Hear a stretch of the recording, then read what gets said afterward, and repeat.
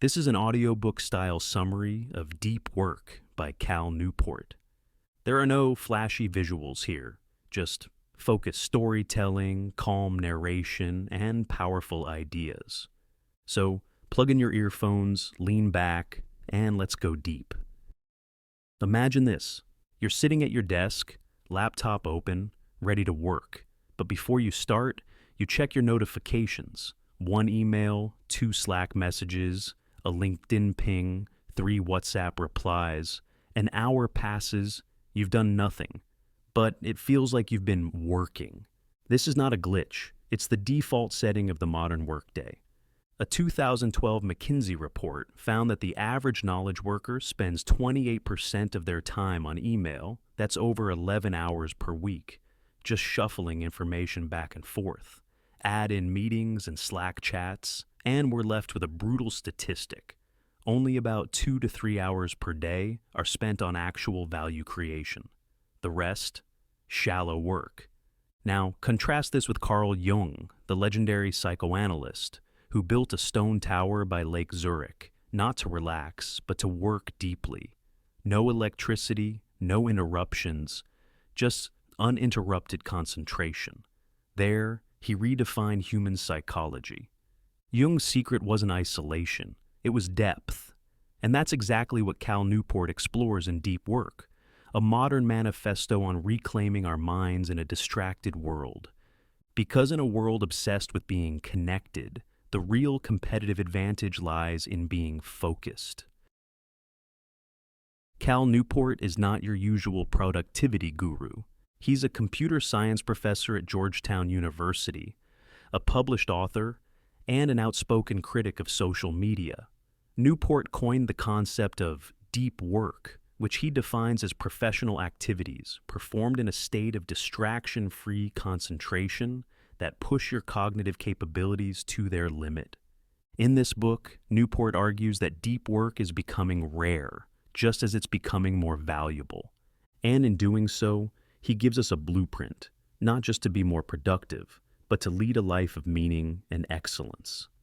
Key idea 1. Deep work is a superpower. Let's start with the core idea. The ability to perform deep work is becoming increasingly rare and increasingly valuable. Newport calls this the deep work hypothesis. Think about it. The economy rewards those who can master hard things quickly, and then apply those skills at an elite level. Whether you're a coder, designer, marketer, or entrepreneur, your success hinges on how deeply you can focus. Jason Ben, a former finance professional, realized he could automate his job with Excel macros. So he quit and decided to become a computer programmer without prior coding experience. How did he succeed?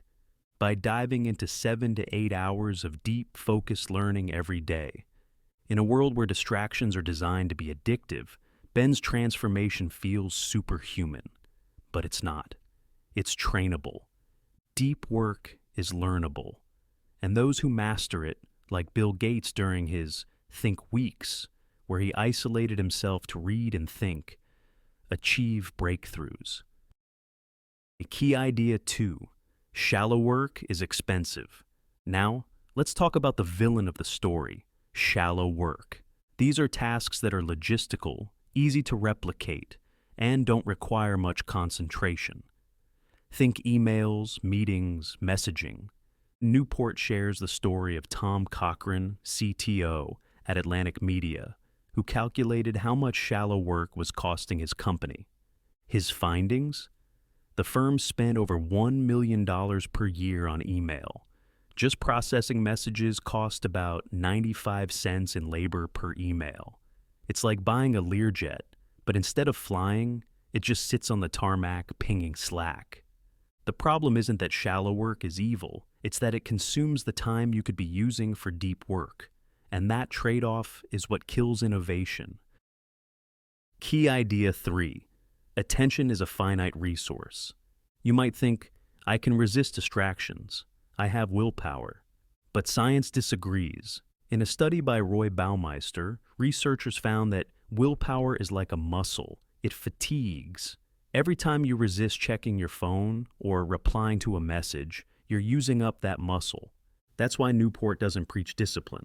He teaches routines. Schedule deep work at the same time every day. Protect it with rituals. Create environments like Jung's Tower or your favorite corner cafe that signal your brain it's time to go deep. Key idea 4. Depth is where the meaning is. Productivity is one thing, purpose is another. Newport cites research from Winifred Gallagher, who says, "I'll live the focused life because it's the best kind there is." Why? Because when you're immersed in deep work, you're in a flow state. You're not just doing, you're becoming. We've all felt it, that moment when time vanishes and you're fully present. Deep work isn't just good for your career, it's good for your soul. Key idea 5. Embrace boredom and quit social media. This one is uncomfortable. Newport says we've trained our brains to crave novelty. Every moment of boredom becomes a cue to check something. Email, Instagram, YouTube. But if you can't tolerate boredom, you can't do deep work. That's why he suggests embracing boredom. Practice going on walks without your phone. Try internet Sabbaths. Rebuild your attention span. Also, he's ruthless about quitting social media. His test? Only use tools that give substantial benefit to your professional or personal life. For Newport, Twitter didn't make the cut. Key idea 6. Drain the shallows. Finally, Newport urges us to track and minimize shallow work. He recommends time blocking every minute of your day, not to be rigid, but to be aware. He also suggests asking, if I had to work only 4 hours per day, what would I stop doing? You don't need to eliminate all shallow work, but if you don't deliberately limit it, it will devour everything else.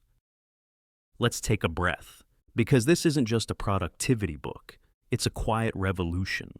In a world where people switch screens once every 47 seconds, where attention spans have dropped to 8 seconds, shorter than a goldfish's, choosing deep work is an act of rebellion. It's saying, I will not spend my life reacting. I will create. I will focus. I will go deep. Cal Newport closes the book by saying, to leave the distracted masses to join the focused few is a transformative experience. So ask yourself, what could you become if you just stopped being busy and started being deep? If this episode sparks something in you, hit like and subscribe to The Book Brew. Each week, we bring you calm, reflective book summaries that help you grow, one page at a time.